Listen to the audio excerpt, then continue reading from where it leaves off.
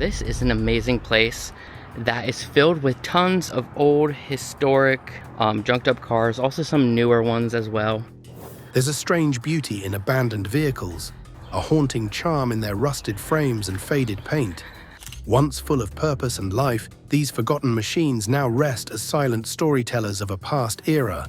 This is a 71 Duster that someone swapped the 4-speed into. Their decay preserving the echoes of history. In this video, we'll explore 12 of the most fascinating and incredible abandoned vehicles from around the globe. American Dream. True to its name, the American Dream is a car that embodies pure fantasy. This is the world's longest limo. Just look at it. Originally built in 1986 in Burbank, California, by renowned car customizer J. Orberg, this automotive marvel first measured an impressive 18.28 meters, 60 feet in length, rolled on 26 wheels, and was powered by two V8 engines at the front and rear. The ambitious design quickly gained fame, even making appearances in Hollywood films. But Orberg wasn't done yet. He extended the vehicle to an incredible 30.5 meters, 100 feet, breaking his own record for the longest car ever built. This was the original record holder for the longest car/limousine in the world. To put its size into perspective, most cars are between 12 and 16 feet long, 3.6 to 4.2. In comparison, the American Dream is so vast, you could line up 12 smart Fortwo cars end to end, and it would still be longer. Based on the 1976 Cadillac Eldorado limousine, the car was designed to be driven from both ends and could also function as a rigid vehicle. Built in two sections, it featured a hinge in the middle to navigate tight corners. Inside, the car was the height of luxury, offering features fit for royalty. It boasted a waterbed, a swimming pool with a diving board, a jacuzzi, a bathtub, a mini golf course, and even a helipad. Has a helipad on the back. Can you believe this? Capable of accommodating over 75 people, it was a true symbol of extravagance. Despite its grandeur, the American Dream eventually faded into obscurity. Abandoned and left to deteriorate, the once vibrant limousine was reduced to a near unsalvageable state, with missing wheels, shattered windows, and a decaying exterior. For years, the car sat neglected behind a warehouse until Michael Manning from Autoseum, a technical teaching museum in Nassau County, New York, discovered it listed on eBay. While he initially purchased the car with the dream of restoring it, his efforts stalled, and the vehicle's future remained uncertain. In 2019, Michael Deezer, owner of the Dazian tourist attractions, came across the listing and purchased the iconic car. It was shipped to Orlando, Florida, for a full restoration, with Manning joining the project he had long dreamed of completing. The American Dream, once thought to be lost forever, was given a second chance at life. Train carriage. It's normal to have rivers as borders between towns, and the best and easiest way to access such will be through the construction of bridges, but that's not so in two Georgian towns of Kurtvisi and Akalkalaki. Instead of a normal bridge, Georgian engineers show resourceful repurposing by converting this old train carriage into a functional river bridge, each end of the carriage set on concrete plinths. It's absurd but pretty awesome, with the river below known for its strong current. We can't say this rail bridge is safe with how rickety and rusty it has been. Judging by the recent pictures of its interior taken by explorers, it seems to be missing much of its floor as well, which means there's no way anyone would go through without falling into water. However, this is a much better way of recycling a rail car that would otherwise have been dumped somewhere else. Canfranc train station. Nestled in the Aragon Valley, against the stunning backdrop of the snow-capped Pyrenees Mountains, lies the majestic Canfranc station, a structure once forgotten but now reborn in grandeur. Opened in 1928, the station, nicknamed the Titanic of the Mountains, now though it's just a ghost station, unloved and pretty much unused. So what went wrong for Canfranc International? was an ambitious project designed to enhance transportation between Spain and France. Its grand Art Nouveau main building stretches an impressive 240 meters, making it the second largest railway station in Europe. with 365 windows and 156 doors.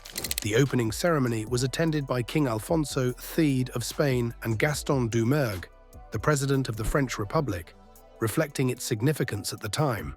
Despite its opulence and the vast expense of its construction, which included tunnels and bridges, one critical flaw hindered its success.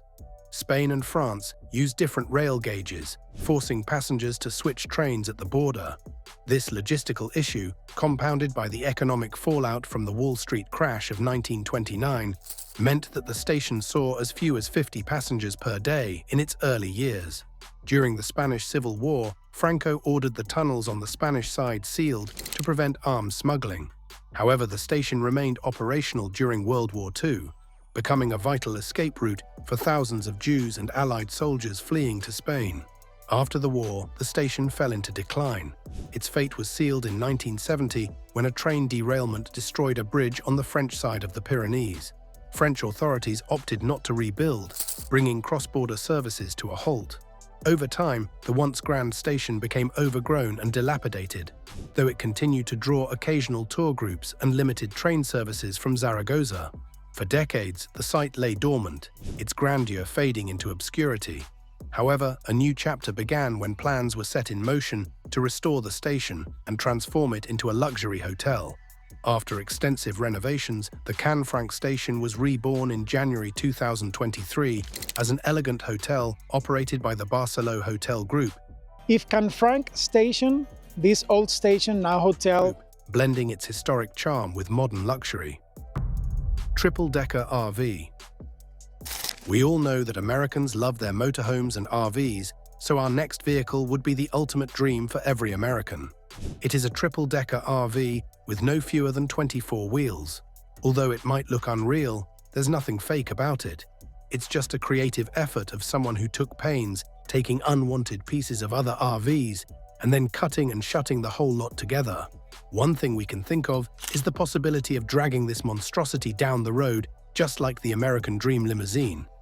There's no way this won't be abandoned. The International Car Forest of the Last Church.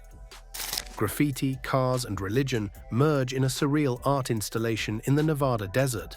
The International Car Forest. Located on the southern edge of Goldfield, this site is part art exhibit, part scrapyard, and was the brainchild of Chad Sorg and Mark Rippey. Rippey, who owned 80 acres of land off Highway 95, enlisted Sorg in 2004 to help create a record-breaking art installation featuring the most upturned cars, aiming to surpass Nebraska's Carhenge. Work began in 2002 and spanned a decade. Using a backhoe and a lot of hard work, vehicles were planted nose-first into the earth, stacked atop one another, or perched over dirt mounds. The goal was to create an open canvas for artists to decorate, much like Texas's Cadillac Ranch. Over 40 vehicles, including cars, trucks, and vans, now stand as giant totems, covered in graffiti ranging from skulls to political caricatures. Walk over here, look at the skull. Resembling a forgotten playground of a colossal child. Despite the creative vision, Sorg and Rippey had a falling out after a heated argument, ending their collaboration. Yet the car forest endures, a testament to their ambition and artistry, likely to outlast its creators. More dense part of the car forest over there. Buckminster Fuller's Dymaxion. Over 90 years ago, the Dymaxion car, a futuristic vision of transportation, was conceived and prototyped by inventor Buckminster Fuller. This three-wheeled vehicle featured an ovoid, aerodynamic body resembling a tadpole or flying fish, and included innovations like a periscope instead of a rear-view mirror. Fuller, who would later gain fame for designing the geodesic dome, envisioned the Dymaxion as a groundbreaking solution for transportation and urban planning. However, only 3 prototypes were ever built. The dream of mass production ended tragically at the 1933 Chicago World's Fair, when the first Dymaxion crashed, killing the test driver and injuring 2 passengers. The highly publicized accident deterred investors, effectively ending the project. Today, just 1 Dymaxion remains, preserved and displayed at the National Automobile Museum in Nevada, USA. Old City Scrapyard. Located in a quiet provincial town in Georgia near the Tennessee border, Old Car City, USA is said to be the world's largest junkyard. Are at Old Car City. Now, this is an amazing place. It is an old junkyard. Unlike most junkyards, the vehicles here aren't readily for sale, or at least not at prices anyone would consider reasonable. Many leave empty-handed after realizing the high cost of even the most worn-out parts. The story began in 1931 when the family of the current owner, Dean Lewis, opened a general store selling everything from clothing to car parts. During World War II, as car parts became scarce due to military demand, the family pivoted to salvaging and selling used car parts, transforming the business into a junkyard. By 1970, after years of focusing on other ventures, Dean took over the junkyard with a unique vision: to turn it into an extraordinary collection. A car enthusiast at heart, Dean's passion began at age 12 when his father gifted him a 1940 Ford. Determined to preserve as many as possible, Dean rescued vehicles destined for the crusher, some still repairable, others far beyond restoration. Today, with over 4,000 cars in its collection, Old Car City, USA stands as more than a junkyard, and Dean proudly calls it a museum. Kirco Car Cemetery. Now let's head to Sweden, home of the Kirco Car Cemetery, a unique site steeped in history and nostalgia. Its survival can be attributed to many factors. Was it the cultural activists, the local supporters of its founder, or the city council, which eventually recognized the value of preserving the decaying beauty of old Saabs and Volvos? Or was it simply a stroke of bad weather that bought it time? As we continue, you can decide for yourself. The story begins with Åke Danielsson, a resident of Ryd in southern Sweden. In 1935, Åke purchased a piece of forested peat bog to harvest fuel and fertilizer by hand. As demand grew, he built a peat shredder using old car engines. In the post-war boom, cars became more common, and discarded vehicles began piling up in the surrounding forest. There are a few different models of cars and brands of cars up here, so we'll have a bit of a look at. Åke started collecting them, and despite lacking formal training or even a driver's license, taught himself to repair the junkers. His side business in spare parts flourished, eventually overshadowing the peat industry. By 1974, the year he bought his last car, the collection had grown into a full-fledged skrotbilar, a scrapyard. Over time, the rusting cars transformed into an accidental art installation, attracting tourists and photographers. Though Åke was meticulous in removing gas, oil, and batteries to protect the bog, local authorities demanded the cars be sent to an authorized recycling site by November 1998, threatening fines for non-compliance. Then bad weather intervened, delaying the cleanup and giving Åke's supporters time to act. Journalists, photographers, and even the director of the Småland Museum joined the cause, and their lobbying paid off. The site was granted a 49-year permit. Åke passed away in the year 2000, but lived to see his car cemetery saved. What will happen after the permit expires in 2047 remains uncertain, but for now, Kirco Car Cemetery continues to stand. Number 1. Hank Williams Cadillac Series 62. Hank Williams was country music's first true megastar. Known for writing classics like Your Cheatin' Heart, he lived a turbulent life marked by heavy drinking and family troubles. On New Year's Day in 1953, at just 29 years old, Williams died of heart failure in the back seat of his Cadillac while on his way to a performance. Today, that very Cadillac, with its back seat strictly off-limits, is the main attraction at the Hank Williams Museum in his hometown of Montgomery. Is there a more honorable way to abandon a vehicle than that? Wukar Scrapyard. Have you ever watched the Mad Max series? If so, you'll have a clearer picture of this scrapyard in the heart of Qatar. Located in Wukayr, just 12 miles from Doha's gleaming skyline, this massive scrapyard feels worlds apart. Heading southwest from the city, you leave behind the urban glamour and enter a desert landscape more reminiscent of Mad Max than the idyllic dunes of imagination. The scrapyard houses around 20,000 vehicles at any given time, including cars, jeeps, trucks, buses, excavators, bulldozers, cement mixers, cranes, and more. You'll also find motorbikes, dune buggies, boats, and water scooters, almost every form of transportation imaginable. The vehicles range from relatively new to vintage, pristine to battered, slightly damaged to completely wrecked or burned beyond recognition. Strolling through the endless rows of dust-covered machines is an eerie experience that evokes images of a post-apocalyptic world. Yet there's a strange beauty to it. Each vehicle was once valued, perhaps even cherished, but now sits forgotten, collecting dust and awaiting transformation into something new. It's hard not to pause and reflect in awe.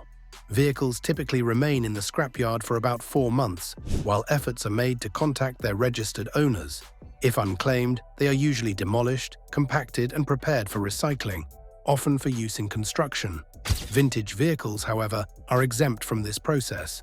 They are stored in a designated section of the yard and auctioned off annually to the highest bidders. The Fugitive train wreck. If you've seen the 1993 film The Fugitive, starring Harrison Ford, you might remember the dramatic opening scene where Ford's prison transport vehicle is struck by a train, sending both crashing off a cliff. Remarkably, the wreckage from that scene still lies near the Great Smoky Mountains Railroad in Silver, North Carolina. At the time, CGI technology wasn't advanced enough to create such a sequence, so the filmmakers opted for practical effects, crashing a real car into a real train. The collision was spectacular,